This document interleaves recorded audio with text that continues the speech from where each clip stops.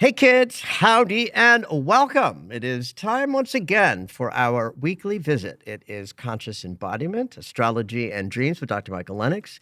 It is December 2nd, the first week in December, and you know what that means. It means the first Thursday is this week. So the first Thursday of every month, I do my global healing meditation. So this Thursday, 7 p.m. Pacific time in my Zoom space. It's absolutely free. I do this every month. We'll talk all about December. Not a bad month compared to like November. It's not without its big challenges with lots of retrograde action. But we'll talk all about it on Thursday. So please keep that in mind and join me Thursday evening if you are so inclined, or if you're on my mailing list, you get the recording. And if you're not on my mailing list, go to michaellennox.com and get on the mailing list and you'll get all the announcements, including the recording of Thursday's meditation. It's my understanding it's a really great way to feel part of a community surrounding these topics because everyone logs into Zoom. Yeah, that's exactly why I do it. It's not like people can't get this information from me in all of the other ways that I offer it, but this is the one where people gather in community. Even people who listen to the recording, which is a lion's share of the people who gather, you know, it is different. If you're connecting with 1,000 people in a month in an online experience, there is, whether you're aware of it or not, a takeaway that comes from having connected to a large collective while we're downloading the, anticipation of the energy to come. So that's a really good observation, Zoe. A couple of other little announcements before we dive in. I've just finished my Astro Overview for 2025 outline. And in fact, right now, my team is doing something that I've never done before, which is to create the packet of handouts that I'm going to also provide in my overview for next year. I've never done this before. I just said, come with your pad and paper and your note-taking capacity. And this felt more important. Like, it's such a big year. It felt like the right year to offer that resource, right? So, I'm holding it on New Year's Day, as I always do, so there's plenty of time before we get there. But since I'm in a position sitting here in front of this microphone where it's all outlined, the handouts are being worked on, I'm ready to start talking about joining me on New Year's Day for a couple hours if you want to. I'd love doing it on New Year's Day, or get the recording. But that's coming, and the handout section is going to be completely comprehensive and include everything that you need to know about 2025. I have another really fun announcement to make about something I'm doing with my sister. We are, I love this little term, doing a collab. So my sister is a ceramicist. She's been a ceramicist for 25 years. Her major job was as an art teacher in a high school in upstate New York, and she just retired. So in talking to her about like what she's going to do in her retirement, she told me she wanted to get back to her ceramics and, in fact, maybe even make things she could sell in a kind of side hustle. And we got very excited when she asked me, could you use something ceramic-y in your world? And I said, yes, yes, yes.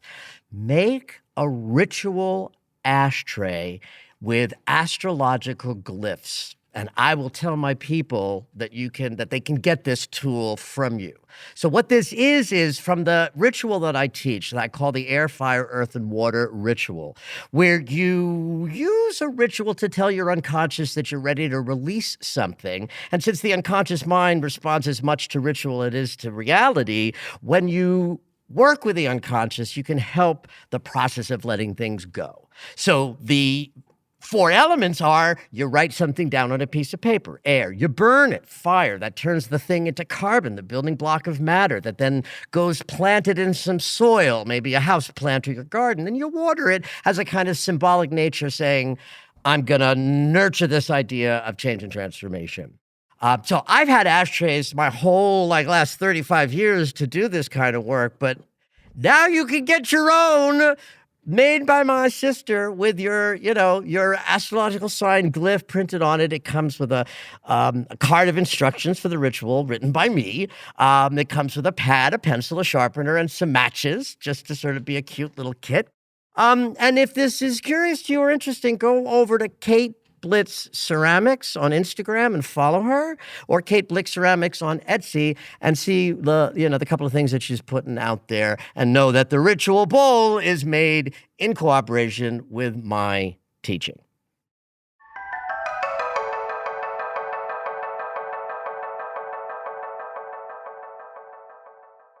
I got a really interesting question this week from Carla.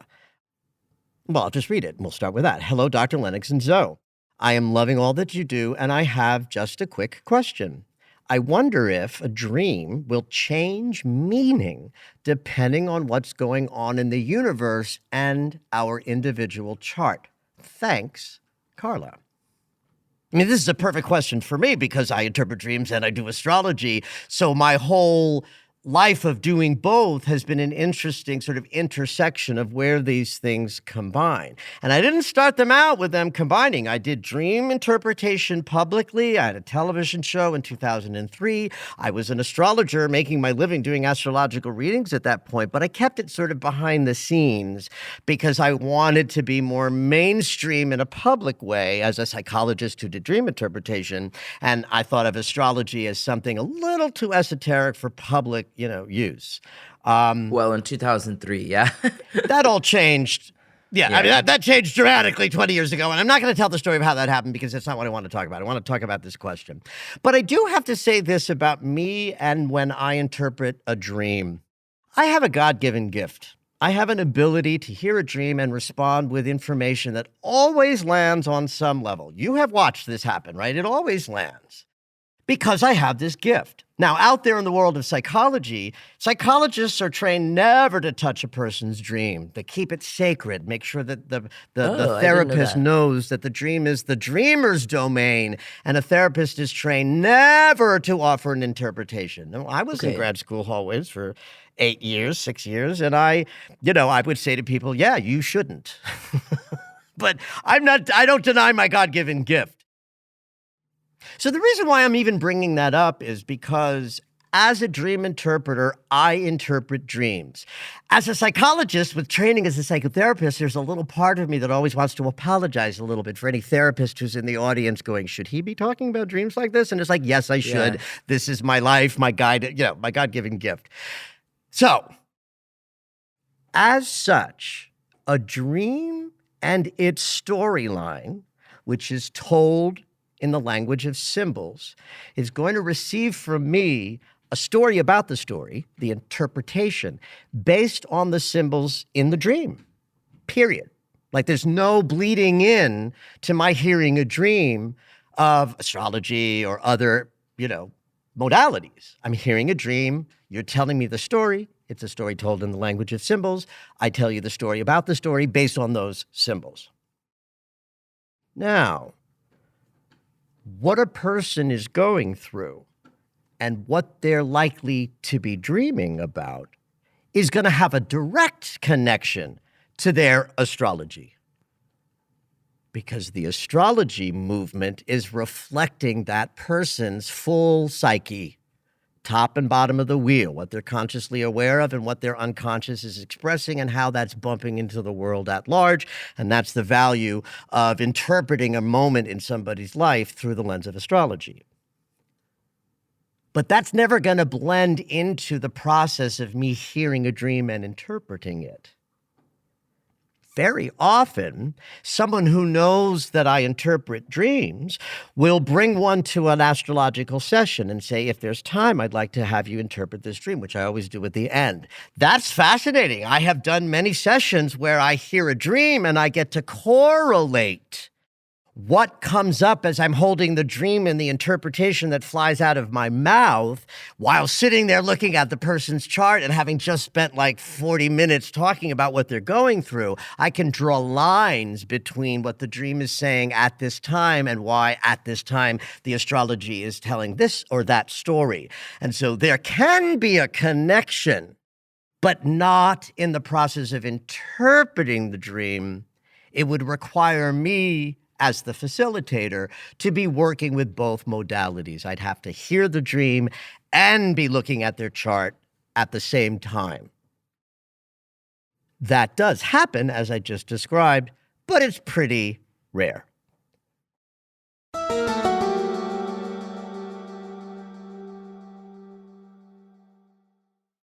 Well, as promised, this is a fairly bumpy Mercury retrograde cycle. I mean, I'm certainly finding it so because, Mercury went retrograde at 22 Sagittarius. That's my rising sign. So this whole retrograde is in my 12th house of the unconscious, and it's stationed on my rising sign. So it's been challenging. And we are bumping into two of the big triple transits that Mercury's going to make in his retrograde cycle this week. First and foremost, we should point out that this will make the latter part of the week, Wednesday, Thursday, Friday, very Mercury retrograde-y, if you will. So a lot of issues. Let me describe this. Last week, Mercury sesqui-squared Mars and trine Chiron. So there was like a healing potential of last week, but also some just agitation around transportation and getting through the week. That made last week bumpy from a movement perspective. And this week, it's more about the lessons that we're going to learn in this cycle and the aha information that comes midway in every Mercury retrograde called the inferior conjunction. So let's break all of this down day by day. Wednesday is when Mercury will oppose Jupiter. Now, there's a saying that there can be no such thing as a, air quotes, bad Jupiter transit. And while that's true, on one level, Mercury still has a shadow of extra and over the top and overvaluing things. And Mercury is about perception. And an opposition with Jupiter is almost a guarantee that what you're perceiving is overinflated and inaccurate on some level, or that anything that's running through your mind as we move through the middle of the week that might be an issue, as you sort of pointed out earlier, like the issues, they'd be overblown on Wednesday because of the over-the-topness of the geometry. And this would connect back to November 18th. So if you look back at the 17th, 18th, and 19th of November, when this over-the-top energy first hit, if it tripped you up and knocked you on your ass, you can expect this week to do something similar with Mercury backward repeating. If you look back to the 18th and you don't see much, then don't worry about it. Just get through Wednesday and see what happens, And make sure that as you're moving through the middle of the week that you're keeping things right-sized. You're not overvaluing them, you're not overreacting, and that anything that does happen in the world of reactivity or value, you clock as, check the intensity. Is it appropriate? Is it true? Or will this, overwhelm pass? Or will the thing that looks bright and shiny today look sort of dull and uninteresting tomorrow?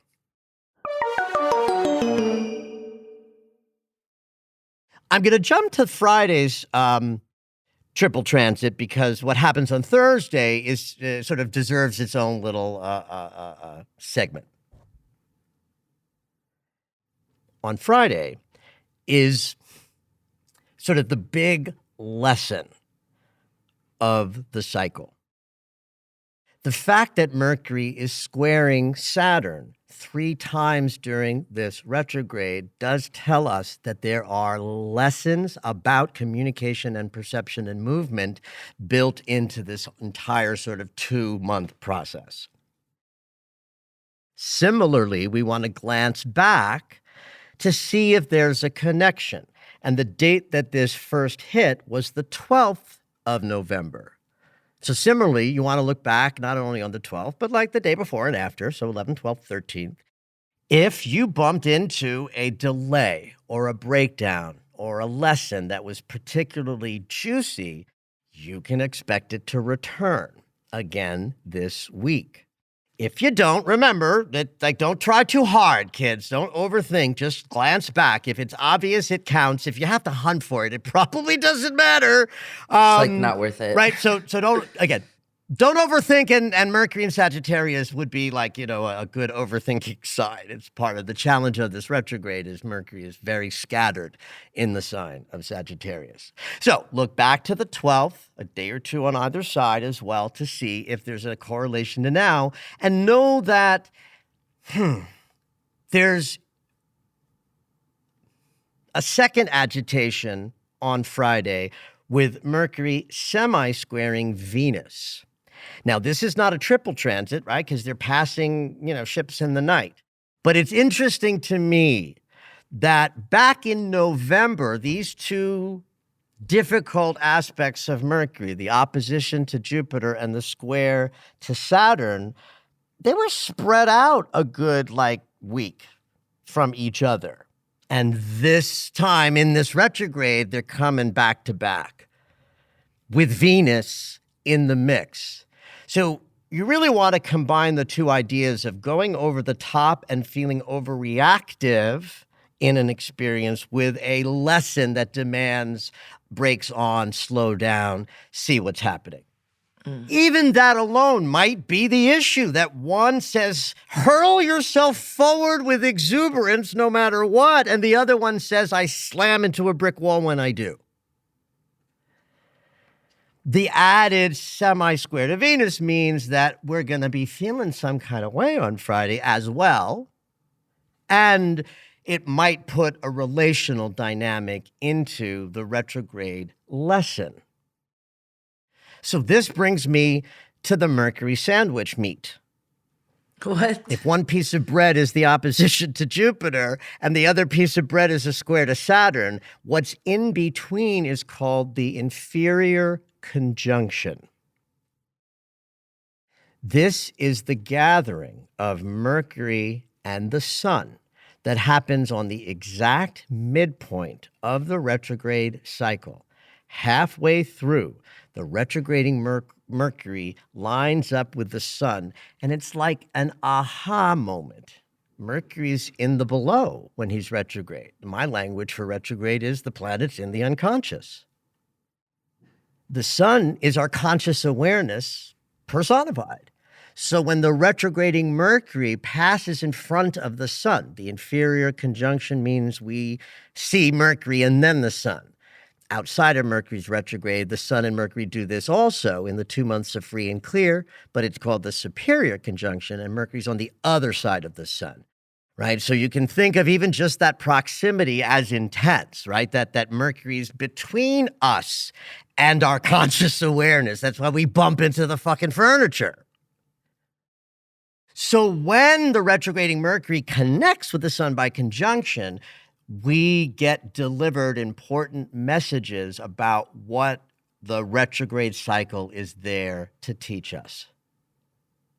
So now maybe you have a reason why I'm not excited, because I'm not excited about this next week. I'm sort of anticipating it as an anxious couple of days. I'm excited astrologically about it because it's a real concise moment of there's stuff going on under the surface of your awareness. Sagittarius is the sign that invented the truth.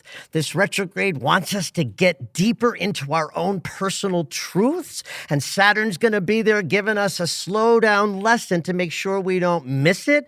Venus is coming in to say it might involve me and your feelings or your intimacy. And we get the guidance just as we're getting the second big lesson. So yeah, I think that Wednesday, Thursday, Friday is going to be juicy and bumpy and valuable. Valuable, valuable.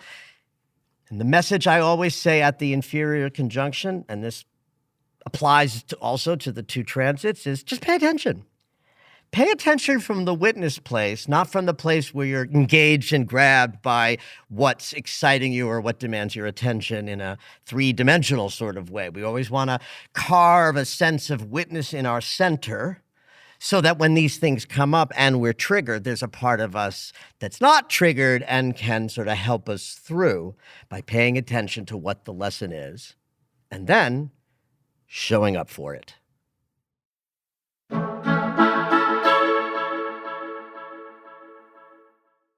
In a way, I may have buried the lead because the end of this week is also going to be difficult because Mars is turning around.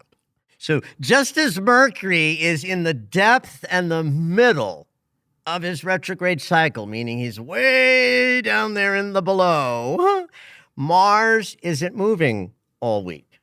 He's been at the latter degrees, the latter minutes of 5 and 6 degrees.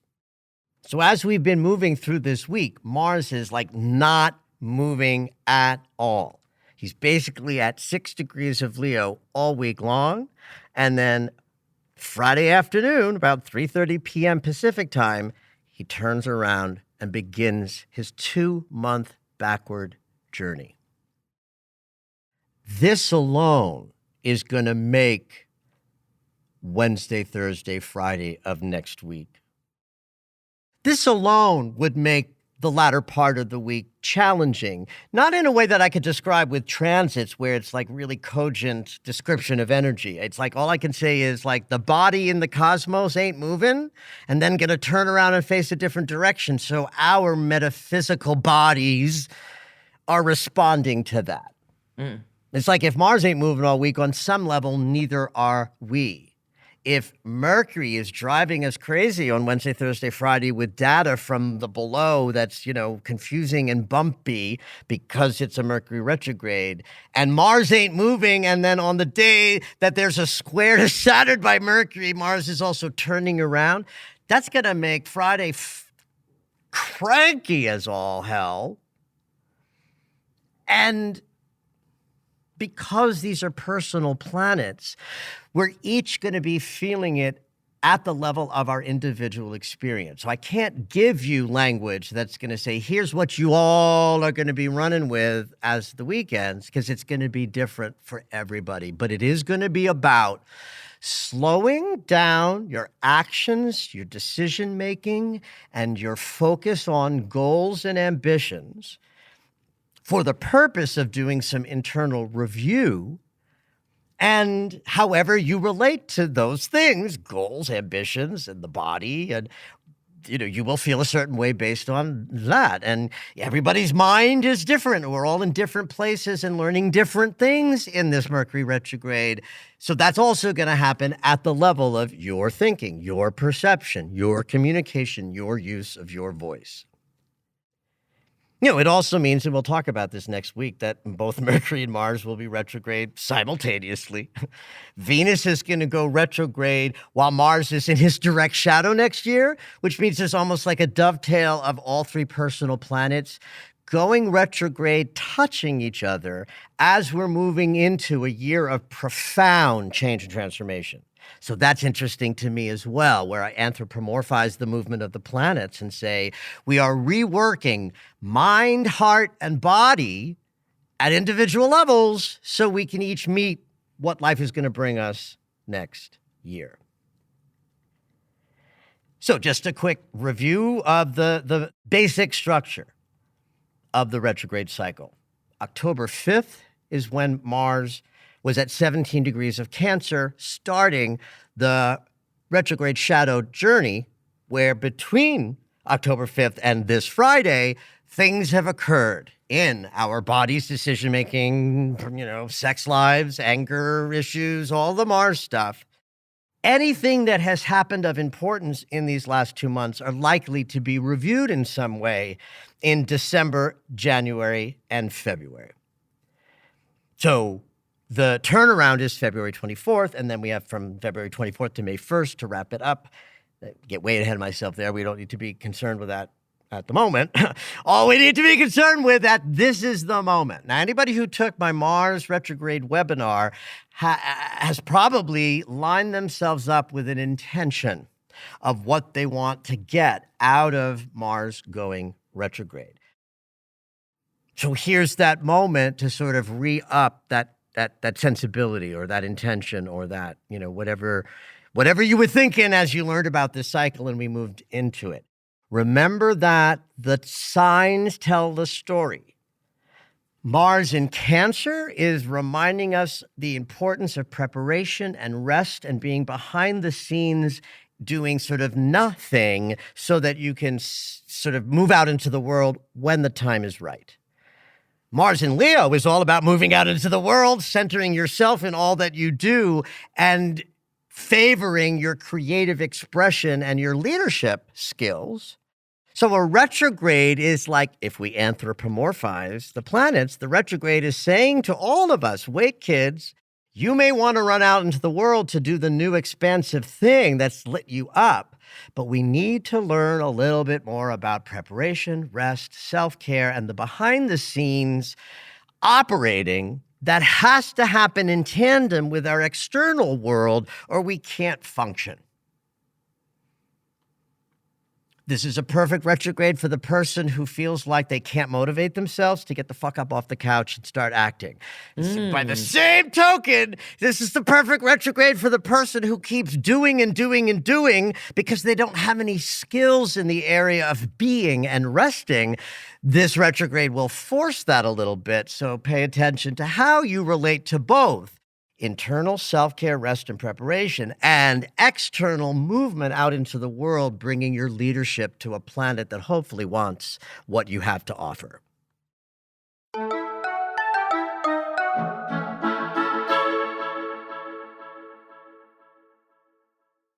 The retrograde of Mars is very much about helping us move forward. So when I say we're being prepared, I can say that because Mars in a trine 3 times with the north node of the moon is about marshaling our bodies in preparation for moving forward powerfully. So that triple transit means that the whole cycle is about where we're going next and can we go there with more of this balance that I just described in our embodiment. A square to Chiron means a healing is necessary in order to find that sense of flow and clarity of movement. So that promises a little bit of internal pain as we process what might hold us back from being more extroverted and powerful in the world through wound consciousness. An opposition to Pluto 3 times means we're bumping right into our power struggles. And if you want to know how all power struggles need to end, it's to remember that if you feel disempowered, you're the one with the power. You need to look at that. And if you're the one who's powerfully stomping on everybody in your environment, you probably need to learn a little bit about, not overstepping your power bounds because that's coming from insecurity.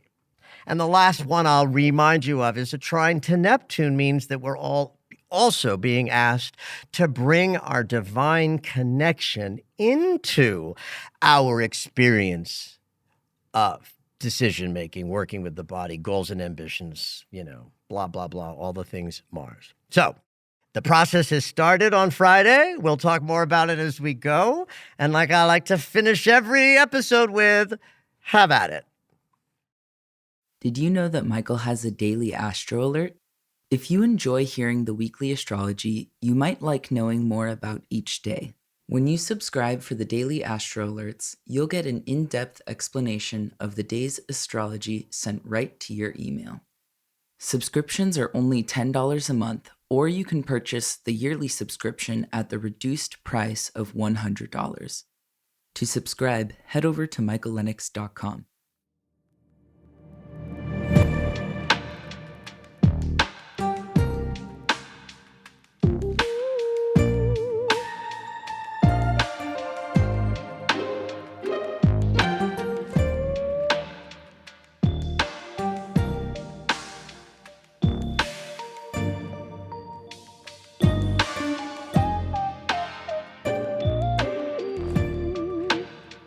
All right, it's dream segment time.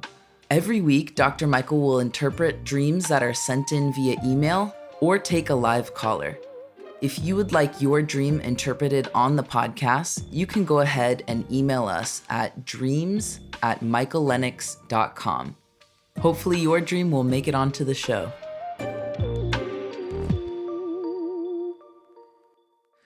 This week we have an email and dream from Jocelyn. She's writing in from Maryland. She says, "Hi, Michael and Zoe. First, I want to thank you for your astrological guidance. I recently found your Red Robe Astrology videos on TikTok and recently just started listening to your podcast. Now I look forward to your yay. forecast every week, and the dream interpretation segment is always a treat. Occasionally, I have dreams that feel more spiritual in nature. I consider myself to be a spiritual person and am best able to connect to that part of myself and the universe in dreams. Last night, I had one of those dreams. Here it is. I dreamt I was in a mostly barren, snowy clearing. There were forests in the far distance all around me, and I was up on a cliffside. The snow was packed in and had been there a long time. I wasn't cold. I was approaching a huge tree on the cliffside with red ribbons hanging off the bare branches. People had left offerings beneath it, like food and gifts. It was quiet and contemplative. The sky was overcast, and I just regarded the tree for a minute without approaching it. Then I looked down at my bare legs and saw I had 5 boils on my right leg. They were formed in a circle. I watched as they all came to a head and popped at once. It didn't hurt or itch or gross me out the way it probably would in waking life. Right, in life. They were dream boils. That'd be wild. I just noticed it happen and turned to start walking back to clean it. And then I woke up. Thank you again. I'd love to hear your thoughts on this one. Fabulous dream. First of all, I wrote a whole book about this idea. Psychic dreamers, about the idea that we're all more intuitive in our dream state because we go to sleep and the rational mind that inhibits our ability to perceive our intuitive, sort of perceptions goes to sleep. And so not uncommon for people to report exactly what Jocelyn described, which is gorgeous. It allows us, Jocelyn, to sort of use dreams to get the information of what her higher spiritual soulful self is telling her. There's something interesting about the snow.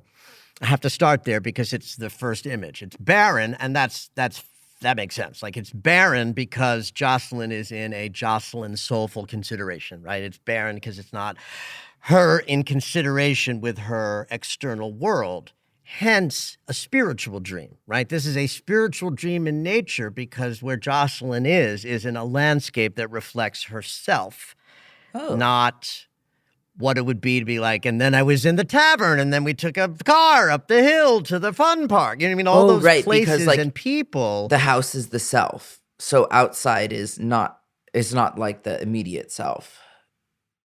Well, you're in the right track. So what I would say is because she's alone in a barren landscape, then we know that she's alone with herself, alone with her thoughts. Got it. This is Jocelyn's soul having an experience, not Jocelyn, the three-dimensional pedestrian, and I'm sure she has dreams like this, but she even said that she connects more easily to spirit in dreams. And so I'm letting our listeners know one of the ways I know that is because of the absence of anybody else or anything else that's likely to be encountered in the waking world. I mean, there are snowy clearings in forests all over the place, right? Yeah. But so the barren piece is the one that tells me she's in a deep consideration of herself, both small s and capital S-E-L-F. The snow is interesting because remember, it's an image, it's a symbol. That's why she's not cold, though she might think that she should be because it's snow, but it's not. It's dream snow. So it's about something slowing down on the emotional level, right? If Water is our emotional body and our emotional content and things that are happening in the unconscious that are emotional in nature or unconscious in nature.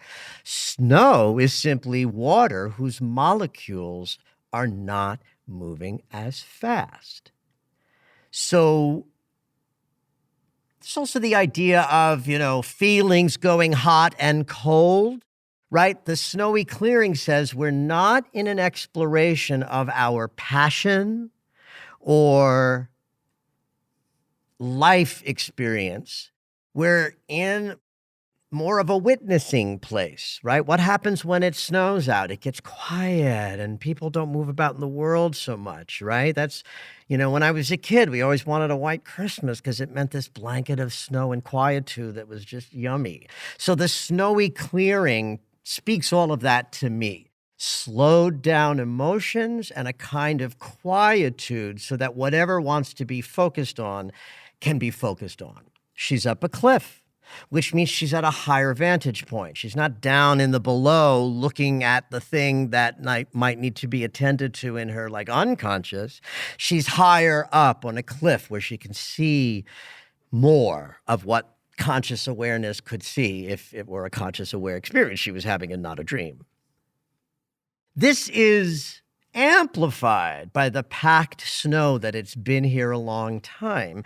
That tells me this is an important place and that the snow is not a bad thing.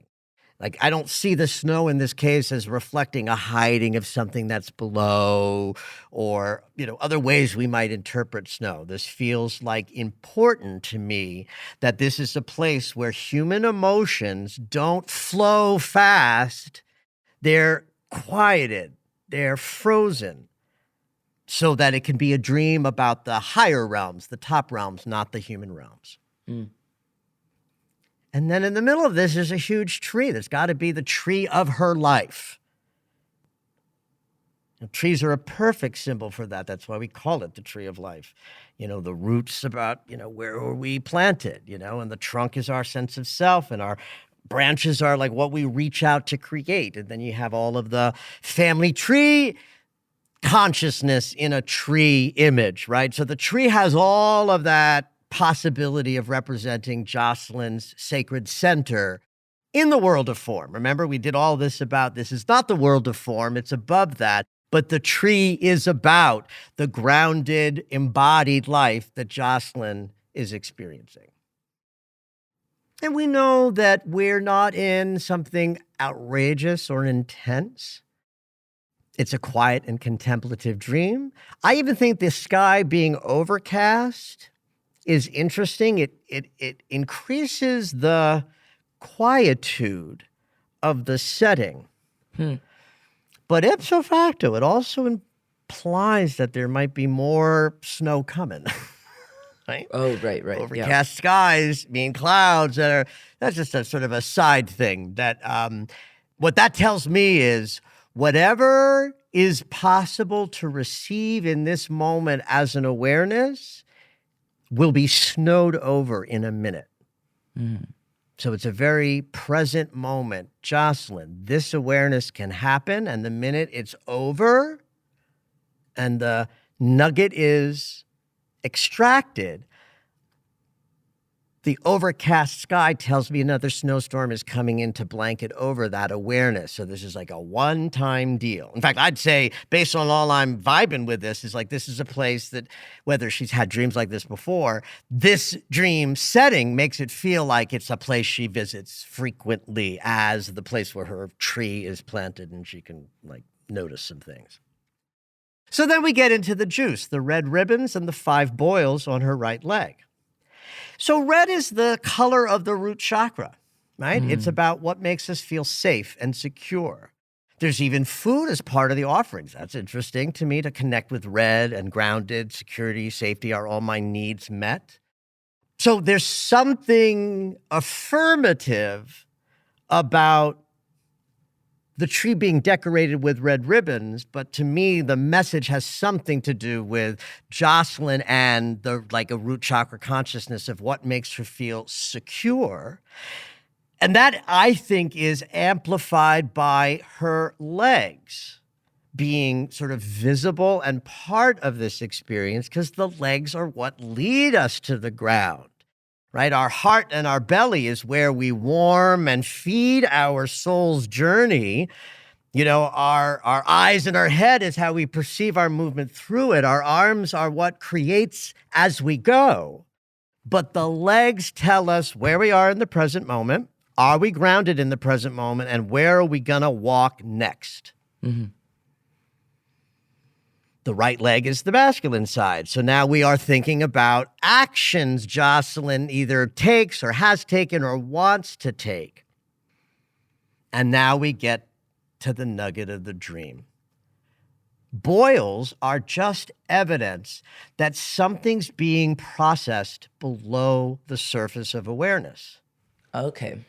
The boil is evidence of something larger, something systemic, something infected, something happening that shows up as boils. So that's good. That tells me the process didn't need Jocelyn's conscious awareness because the popping of them suggests a completion. Yeah. The fact that there are 5 brings in the numerology of freedom of expression. And in the order of numerology, when we go from the singularity to the other split of 2, the creativity of 3, and the foundation of 4, 5 becomes the number where we dance on top of the foundation we have built. So 5 is the number of freedom and personal expression. Right leg is about moving powerfully in a masculine way with choice and agency. And a circle of boils circle's a fabulous shape. It's, the shape of movement and purity. And the popping tells me something completed. Now, we never plan what dreams, I never know what dream you're going to bring. Right. And yet, to me, this is very much a Mars retrograde dream. Mars represents action, decision, and movement. That's the legs. Once we decide, our legs and our feet take us there. And this allows me to also add that the body is always in the present now, always. And so the idea of her legs being the part of the dream in a week when Mars is going retrograde, to me, is chef's kiss about how this podcast nicely uses synchronicity to reflect things. It happens all the time. I try to point it out every time it does, and I think this is one of those moments. There's also several times that Jocelyn mentioned that she just noticed things. Right? She just regarded the tree. She noticed that the boils that didn't hurt popped. That's a purity of the witness archetype, which is what we all want to develop more of.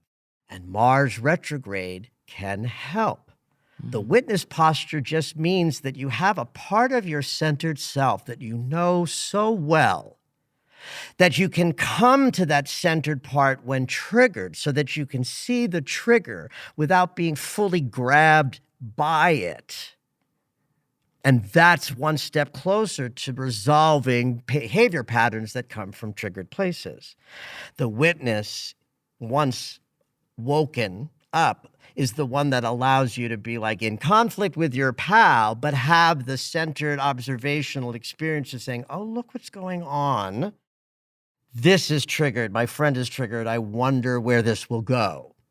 As opposed to what we normally do is, you MF person, it's all your fault. So that to me is what this dream is speaking into. And I think all of us get to have an opportunity with Mars going retrograde to take a look at how we're walking our walk. With our legs, and anything that has to be processed is being processed on the inside. And when they're ready, the boils will pop. We notice that, and then we run a 5K. Okay. Thank you for an awesome dream, Jocelyn. Truly, I enjoyed that. Thank you for listening to Conscious Embodiment, Astrology and Dreams with Dr. Michael Lennox. You can find us on Apple Music, the iHeartRadio app, and anywhere you find your favorite shows. Head on over to michaellennox.com for information on astrology readings, the daily Astro Alert subscription, upcoming classes, and to join the mailing list.